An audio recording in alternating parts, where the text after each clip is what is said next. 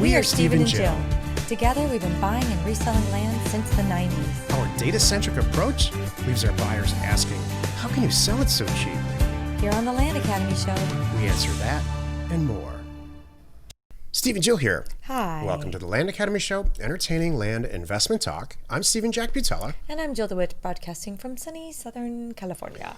Today, Jill and I talk about what to do when data tells you to pull the plug on a mailer. This is funny. I like this. Before we get into it, though, let's take a question posted by one of our members on the landacademy.com online community. It's free. Landinvestors.com. Yeah, Land Investors. Eraldo, if I'm saying that's correctly, wrote, I have a property under contract in which the electric poles and the lines cut across the property. I'm not exactly sure if they're more on the edge or if they run through the middle, but I would assume this would affect the pricing somehow, correct? Does anyone have any experience with this? I have tons of experience with this, turns out. When you send a mailer out, the way that we do the data, what you're looking at are the basic facts that are provided by the assessor. So that data set includes basic stuff like size, value, location sometimes. So it's kind of it's a data set that doesn't give you all the information. For instance, the assessor doesn't care if your property has a power line easement on it, and it also doesn't care if it's waterfront or any of that stuff. It assigns a value based on an algorithm that's probably been used it's probably outdated, quite honestly. So some of the information, you're never going to tell some of these attributes, specifically in this case with the power lines running through it, until it comes back. And by design, these mailers are designed so that you can very efficiently send out thousands of mailers. The people choose the ones that they want to sell. They come back to you. They self-select. Self-select, yeah. It works itself out. And then you're staring at 20 or 30 or 40 deals if you do it right and choosing the best one. Well, in this case, this one came back and it's got huge, I'm assuming, huge power lines going from some power plant somewhere out to the public. And this comes back with us all the time because chances are the seller's had some experience or lack of experience selling the property. So they sign your offer, send it back, and they say, yeah, I do want to sell. And you find out that there's an easement on the property in it. So Eraldo's question is, do I care? And the short answer is, heck yes, you care. It's probably going to kill the deal, in my opinion. However, if it's around 20 acres or more and the poles aren't running right through the middle, you can get around it, but there's still going to be power lines there. And they're still going to be, in my opinion, relatively devalued because of this. Jill's probably going to say some stuff like, well, now, wait a second. We don't want to kill the deal yet.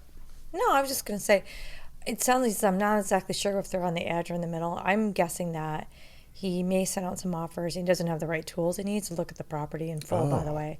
I was kind of reading it like that maybe the owner disclosed that, which probably did. There's power lines there, and he's probably going, how do I find out where they are? It's easy. Neighbor scoop. You need to have a good tool. If you don't, you have to. It'll save you so much time. And you can stare at it and decide what's possible. And I totally agree with you. If it's a 40-acre property and it's over here dividing up 5 and 35, done. I could totally work with that. I'm okay with 35 acres that I could, and even the other 5. Whoever the buyer's going to be, they can make that work. If it's cheap enough, it's going to be fine. If it's a 1.2-acre property, now we're talking a different story. Right. That's the point, I think. It's all about the money. Mm-hmm. I mean, I've purchased properties specifically in California because land, like in LA County, is so scarce that they find ways to use this property, like for nurseries and stuff. So I've purchased property very inexpensively and sold it for a heck of a lot more to somebody who gets it. It's all about just redistributing it. So, that's the way to look at that. It all comes down to price. Mm-hmm. His question is, does it affect pricing somehow? And the answer is, heck yes. Mm-hmm. Today's topic, when the data tells you to pull the plug on a mailer. This is why you're listening. So you're traveling along in your career. You choose a place to send mail. Let's say it's a county or a couple of zip codes. And you're going through your checklist. How many properties are for sale? How many properties have sold? Yep, check. Then you download the data and smack, something hits you in the face that you didn't think of. Here's a perfect example of what happened to me recently. Half the darn zip codes are missing. Mm-hmm. What do I do? How do I price it? How do I price it without the zip codes? How do I address the fact that almost all the mailing, this is another example, all the mailing address where I'm going to send the offers, not the situs address where the property is, the mailing address, half of them are Canadian owned, like because you're trying to mail a northern state. You know, that we're not set up to send international mail at all. It's very expensive to send a letter, even a regular letter to Canada. So there's these things that can come up in your data set. And here's my personal experience, because there's so many options and places to send mail. I just abort the whole thing. Mm-hmm. Now you can back into it. Here's another alternative. And we have people in our group that are very good at this. The chances are no one's ever sent a mailer ever to these places. So you can paste it back together and work it all out somehow. Spend some time on it. You're going to get a fantastic mailer response, more than regular.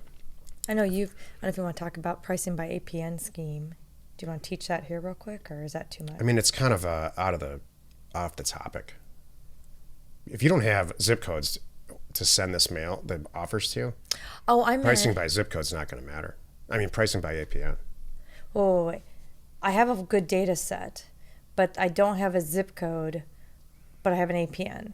If I don't have the zip code to the actual owner's mailing address? No, I'm talking about a zip code for the property, the situs stuff. I don't care about the situs.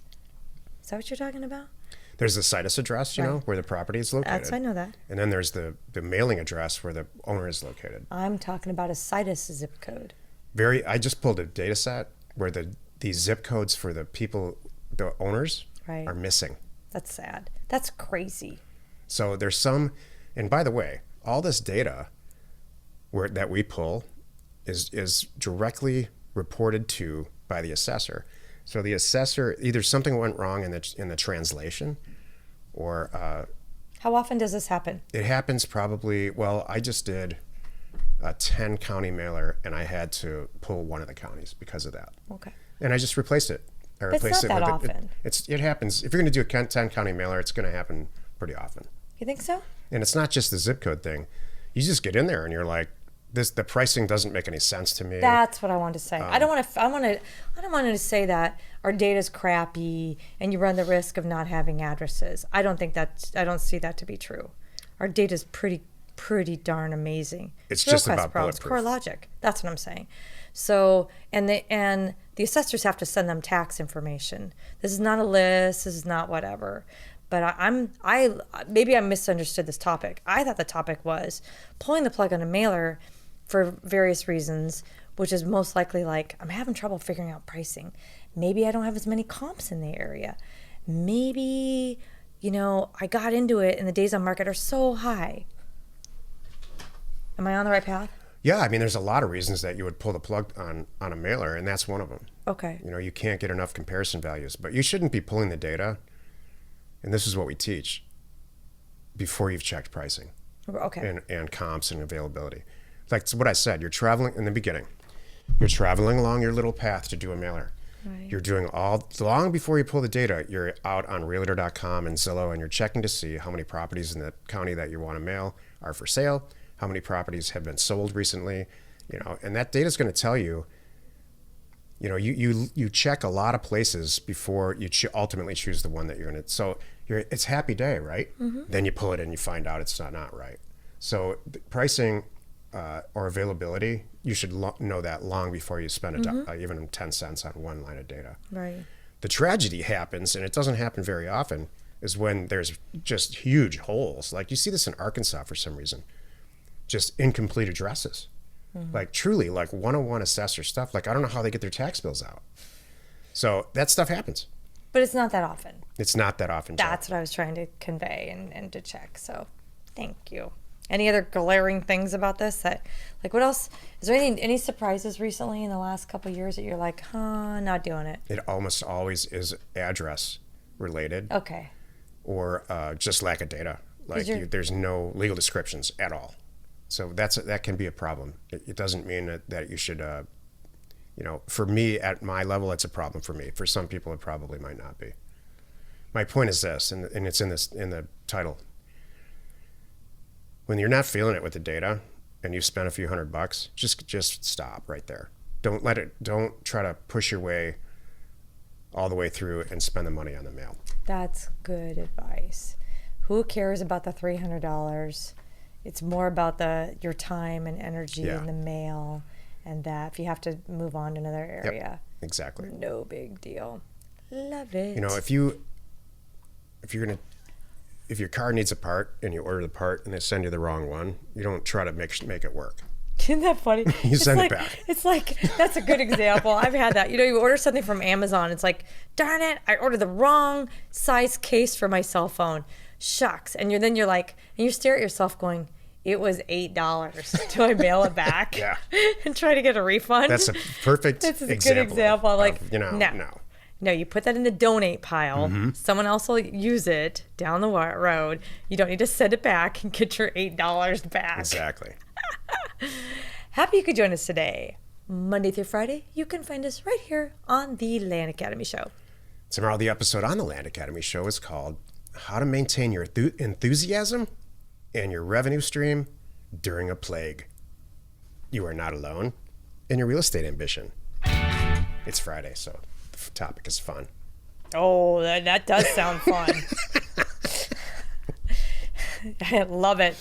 Yeah, because I'm sure everyone right now is just like, what project should I tackle next with this COVID free time I have? All the closets are done. Remember when that was a thing? This first happened. You're like, hey, now's the time to clean out your closet. Now's the time to start a blog and write a book and everything. This will be funny. I'm excited. One of our employees is going through a move, like a pretty big move, physical move into a house. And I was just talking with her today, and she said, 3 weeks ago, or no, it was like 3 months ago when this started, my roommate and I got rid of 2/3 of our stuff. Just one day. Like one day they're staring at each other and they said, let's clean out the closets. The 2/3 of their stuff they got rid of. I did not know that. That's cool. That sure helps now for moving. Yeah. Good. That's awesome. The Land Academy Show remains commercial free for you, our loyal listener. Wherever you're watching or wherever you're listening, please subscribe and rate us there. We are Steven Jill. Information and inspiration to buy undervalued property.